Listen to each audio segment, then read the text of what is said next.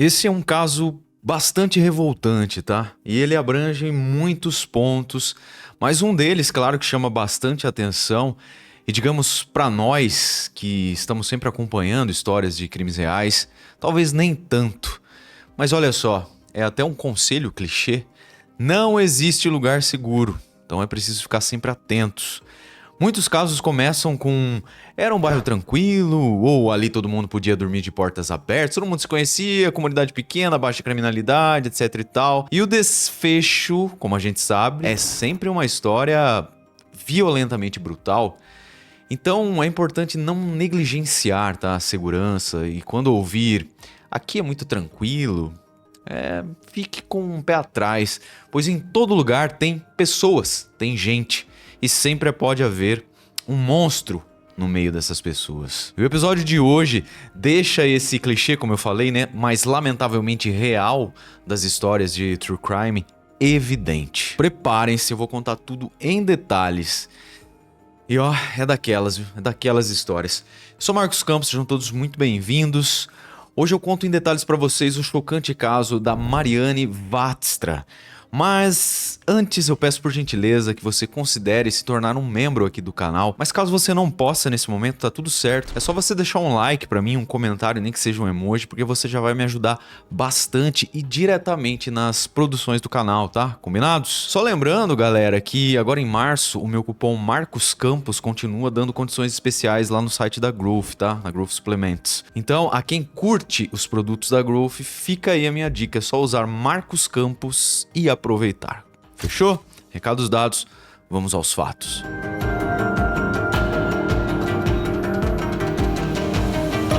Mariane Vaatstra nasceu em 10 de agosto de 82 na cidade de Westering, na Holanda. Ela era filha caçula de um casal chamado Mike Terpstra e Balke Vaatstra. A família era feliz e unida. E ela, né, na verdade, a Mariane, tinha 2 irmãos e 3 irmãs. Parece que eu tô uma enrolada na língua aí, porque são nomes difíceis para esse narrador. Bom, a Mariane, pessoal, ela era descrita aquele clichê de família unida que se ama, sabe? Uma menina alegre, muito bem educada, querida por todos ali, não só os familiares, como também as pessoas que viviam ali nos arredores, cidade pequena. Ela gostava muito de estudar, adorava animaizinhos, costumava passar o tempo livre dela andando de bicicleta e saindo para lanchar com alguns amigos. Os familiares dela contam que ela era uma jovem responsável, muito alegre, como a gente viu, carinhosa, que estava sempre disposta a ajudar as outras pessoas. E o sonho de vida dela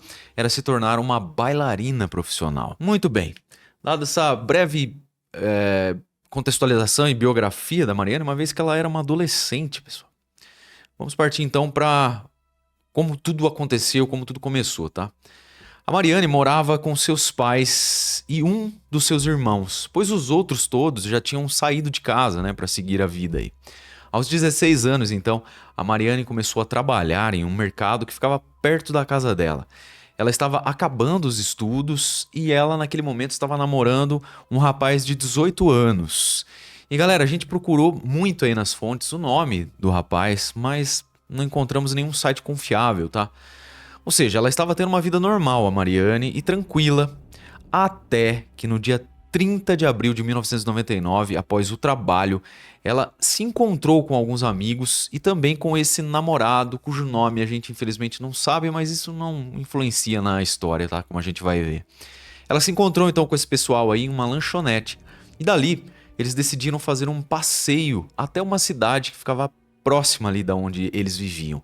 Lembrando aqui, galera, que eram cidades pequenas, tá? Muito perto ali uma da outra, então era costumeiro os adolescentes, os jovens, assim, darem esses rolezinhos entre as cidades, tá? Tanto que eles faziam isso de bicicleta. E nesse dia especificamente, eles foram a um local que ficava a mais ou menos 6 quilômetros de distância de onde eles moravam. Muito bem, a Mariane, aliás, todos os amigos iriam de bicicleta, só que a Mariane naquele dia estava sem bicicleta na ocasião, né? Então o que ela fez? Ela pediu emprestada uma bike para uma amiga dela e conseguiu acompanhar o grupo de amigos. No final desse passeio, todos se despediram e cada um foi para sua casa, né? Seguiu em direções aí distintas.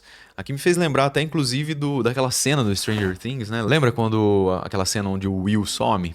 Que eles estão todos lá de bicicleta, cada um vai pra sua casa, né? E no meio do caminho ele sobe. Vocês vão ver que tem algumas semelhanças.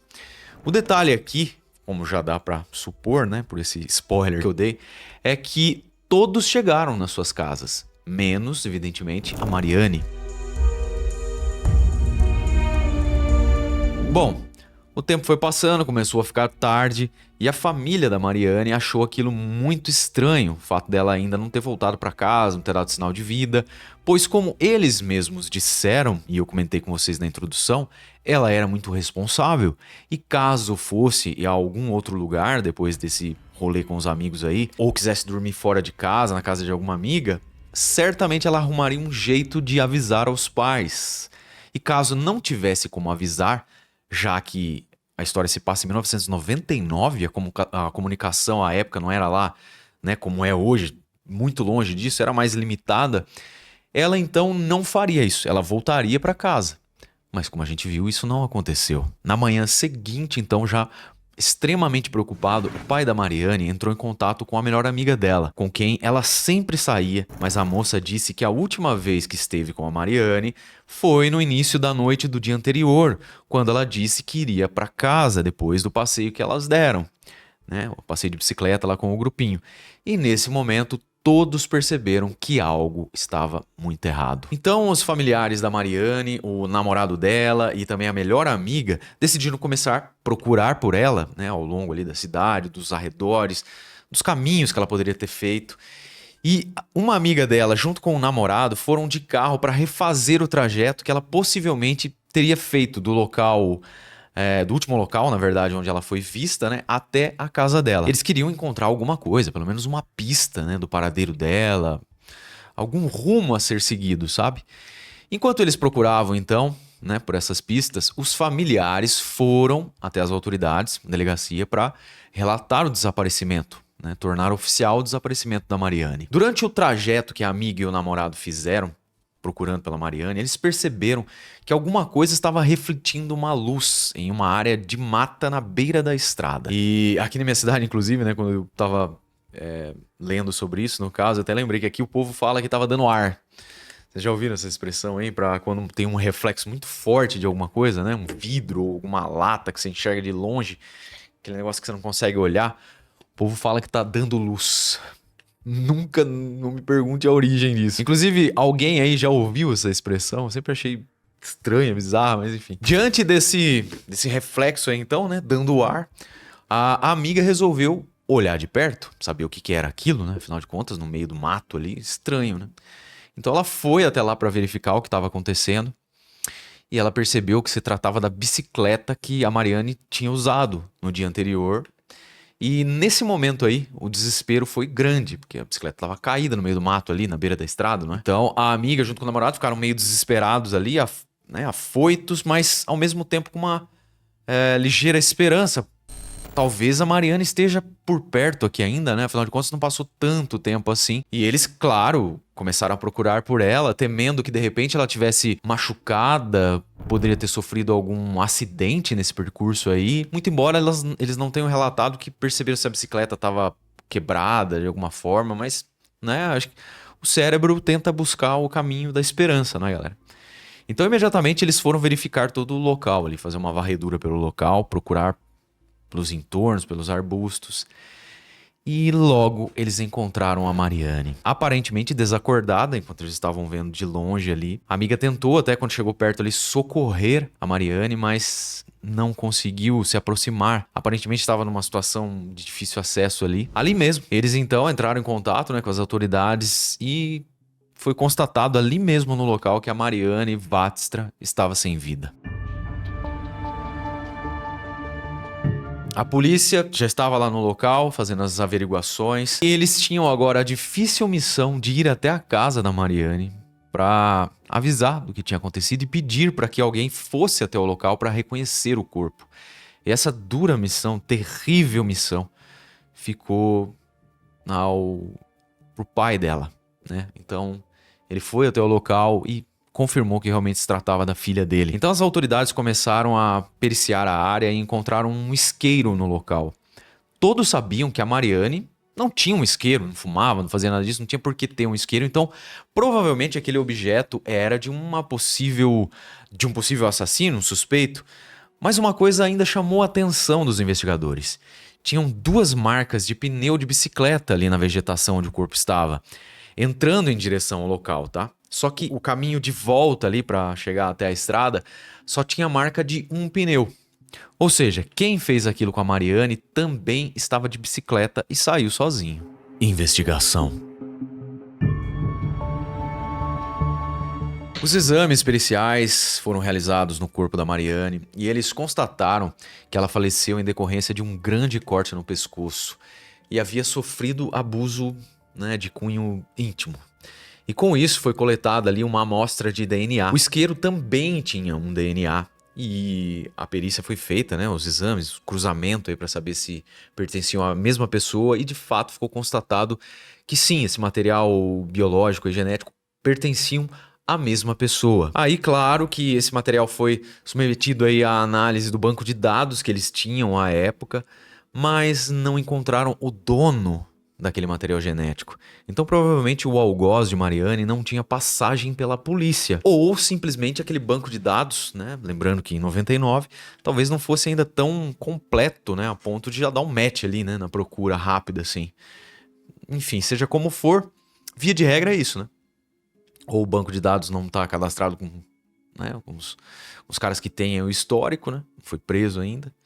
E fica sempre aquela sensação, o cara vai ter que ser preso por alguma razão para que haja o cruzamento quando a investigação não dá em lugar nenhum, Mas será que foi o caso aí? Vamos ver. A história, claro, ganhou uma repercussão enorme, pois um crime como aquele numa cidade pequena nunca tinha acontecido ali nos arredores. Jornais, revistas e noticiários passaram a reportar amplamente o que tinha acontecido àquela moça e a população começou a ficar amedrontada. Eles temiam que alguém pudesse estar à solta e praticar novos ataques. Com o DNA em mãos, então, mas sem saber a quem ele pertencia, as autoridades não podiam fazer muita coisa senão investigar. O namorado da Mariane, como naturalmente acontece nesse tipo de caso, ele foi investigado, prestou depoimento, mas logo ele foi descartado, tinha álibi, teve até o cruzamento do DNA também, Não é falado isso na fonte, mas provavelmente. E ele foi logo descartado pela polícia como suspeito. Mas a partir desse momento aí, os oficiais chegaram em um rapazinho de 16 anos que morava na região e era descrito como esquisito pelos moradores locais. Mas esse cara forneceu o material dele, genético, sem muita relutância, para comparar aí com o que eles tinham coletado lá no isqueiro e na cena, no corpo, na verdade, da Mariane, E essa comparação também deu negativa. Então, enquanto a polícia trabalhava, em busca de alguma pista aí, a Mariane estava sendo sepultada. Isso aconteceu em 5 de maio de 99. E as cerimônias de despedida foram muito emocionantes, reuniram muitas pessoas, mais de 1.500 pessoas, conhecidas, desconhecidas da família. Todas elas estavam lá para prestar suas homenagens. No dia 7 de maio já, familiares e amigos organizaram uma vigília em homenagem a Mariane e dessa vez eles conseguiram ainda mais apoio. A vigília contou com cerca de 20 mil pessoas que pediam justiça. E justiça aqui é uma palavra que só de falar vocês já vão entender mais pra frente. A polícia pediu ajuda da população para que fizessem denúncias anônimas se soubessem de algo. Mas apesar das denúncias que surgiram, a investigação não avançava. Até que uma testemunha relatou que viu Mariane em uma cafeteria e um homem começou a importunar a garota, chamando ela para sair. E ao perceber que ela não iria ceder, esse homem então fez um gesto com a mão, passando o dedo no pescoço, sabe? Como dando a entender aí, na verdade, que era um gesto de corte, não é? Bem bizarro, bem sinistro. Essa testemunha aí deu essa descrição, presenciou isso. E claro que fazia todo sentido para a polícia que teria que ir atrás desse cara aí, não é? Já que a Mariane morreu em decorrência de um ferimento no pescoço. E esse homem, então, de fato foi localizado. Ele era um refugiado de apenas 15 anos de idade que morava por perto ali, nas proximidades de onde a Mariane foi encontrada. Havia um centro ali onde esse carinha morava, um centro comunitário de apoio a imigrantes. Em sua maioria sírios e iranianos. E ao ser ouvido, esse adolescente confessou ter visto mesmo a Mariane e a ameaçado na cafeteria. Mas disse que não fez nada com ela. Então, obviamente, teve ali uma amostra de DNA coletada para ser periciada, analisada, e ela também não era compatível com o DNA da cena do crime. Então esse adolescente logo foi descartado e a polícia voltava a estaca zero. Esse fato aí, em particular, chamou a atenção da população para esses moradores desse centro de apoio aos refugiados. E então a polícia decidiu checar o local. Lá eles foram informados que todos os moradores tinham que assinar uma lista informando, né, os passos que eles davam aos diretores do local, né? Quando eles saíam, que hora eles pretendiam voltar, tudo muito bem controladinho ali nesse formulário. Porém, 2 homens tinham saído sem autorização prévia exatamente no dia do desaparecimento da Mariane. Mas essa investigação foi sigilosa, pois desde que esse adolescente de 15 anos foi investigado, a população começou a se voltar contra esse centro de refugiados, chegando a tentar invadir o local. E a gente sabe, não é, galera, que tem muita gente que confunde as coisas, generaliza as coisas, não é? Pega uma exceção e torna uma regra. Isso de todos os lados, com todas as situações. Isso é terrível, a gente não pode fazer isso, né? Precisa confiar nas autoridades, precisa ter... Eu sei, quando a gente fala aqui, a gente fica meio assim, né? Mas tem que ser feito de forma republicana, assim, não é?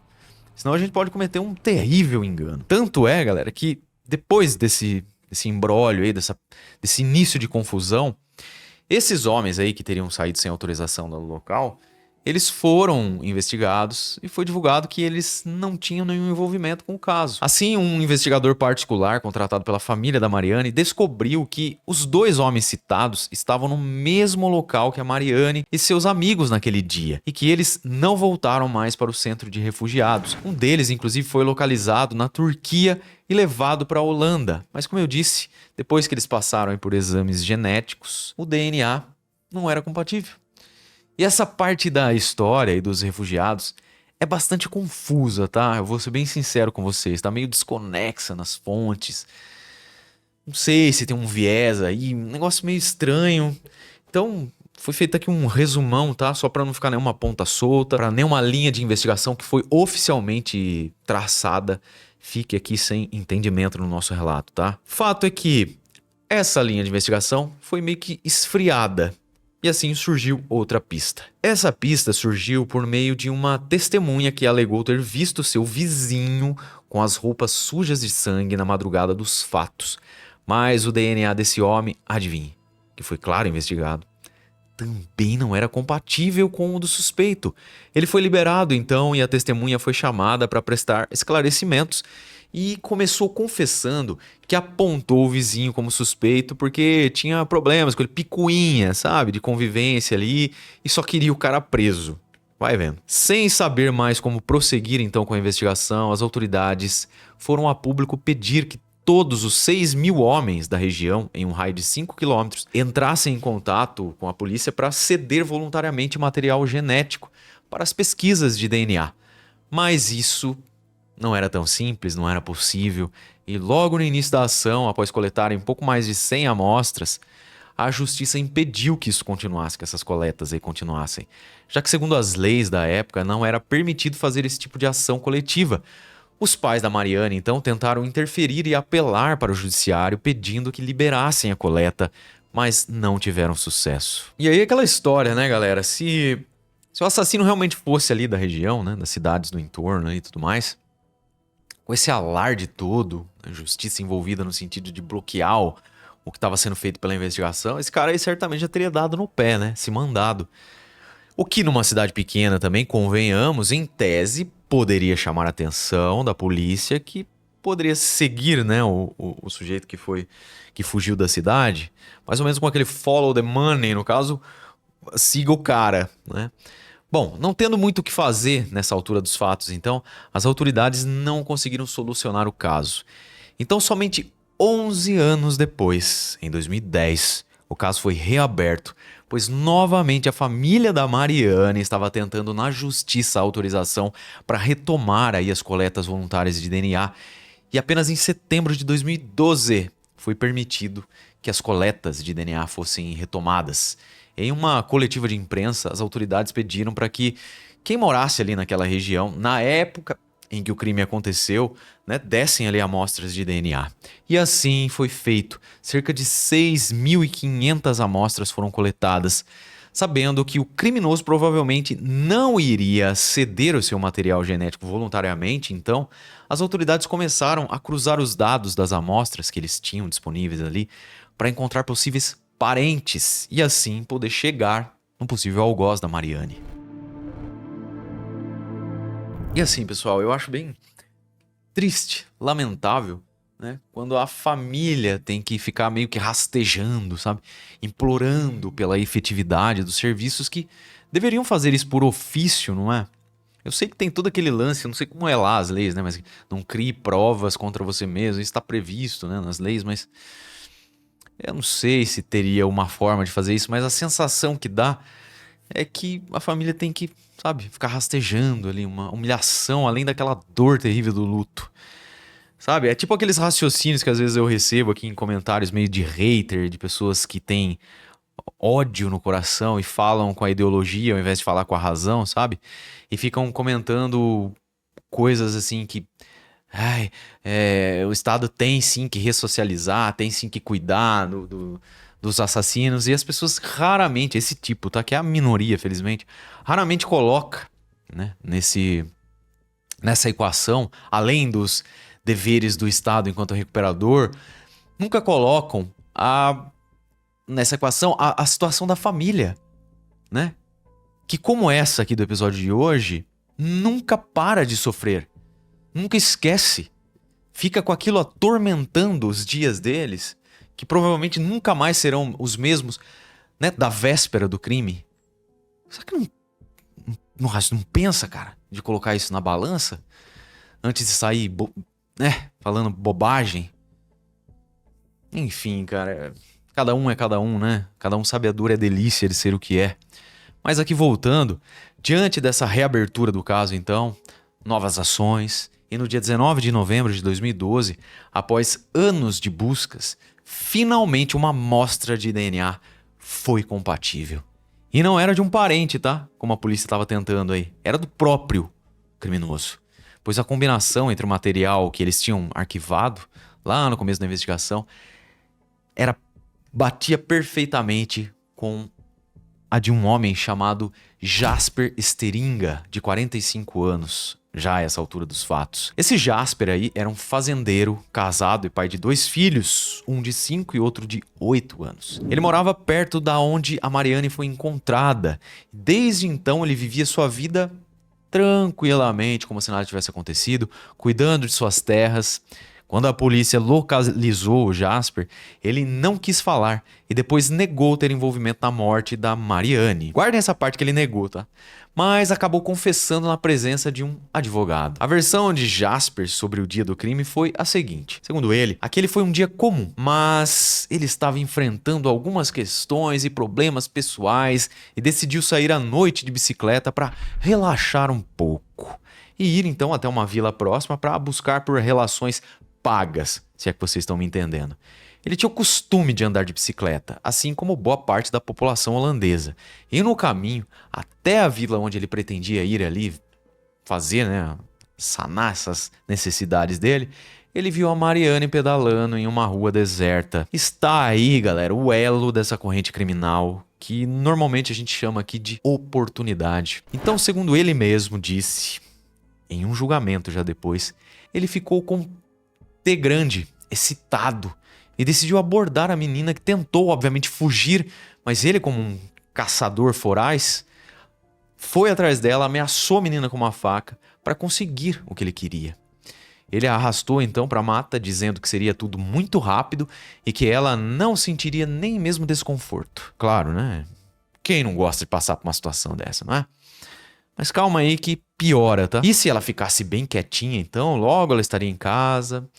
Então ele a despiu e consumou esse ato nojento, covarde, mas não cumpriu o que ele tinha prometido a Mariane. Ao perceber que, por ser conhecido ali na região, logo ele seria descoberto caso deixasse a Mariane ir embora, ele decidiu acabar com a vida dela, passando a lâmina no pescoço. Um lixo completamente asqueroso e covarde, não é? Eu fico imaginando, cara, os pais dessa adolescente quando receberam essa notícia e tomaram ciência disso que aconteceu. Isso 12 anos depois de tanto sofrimento, né? 13 anos, né? Se coloca na posição desses pais, ouvindo um negócio desse. Tem que ser muito civilizado pra não, né, ter aí um sentimento de viking nessa hora. Em 19 de abril de 2013, durante o julgamento desse lixo aí, o tal Jesper alegou que não pretendia matar a Mariane, apenas ter relações íntimas com ela, mas não teve outra opção.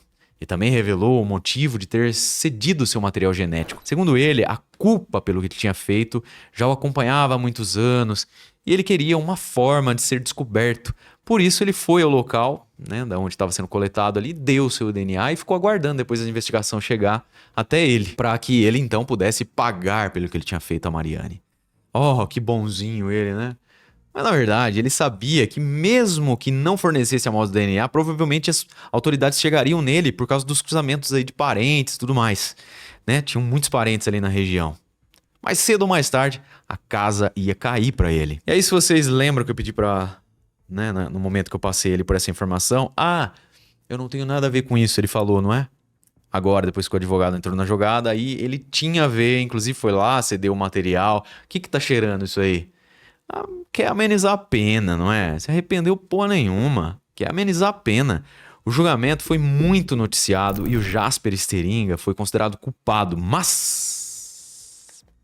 pasmem, ele recebeu a indecente pena de 18 anos de prisão. Se ficasse todo o tempo preso, sairia com 63 anos, não é? Parece justo isso?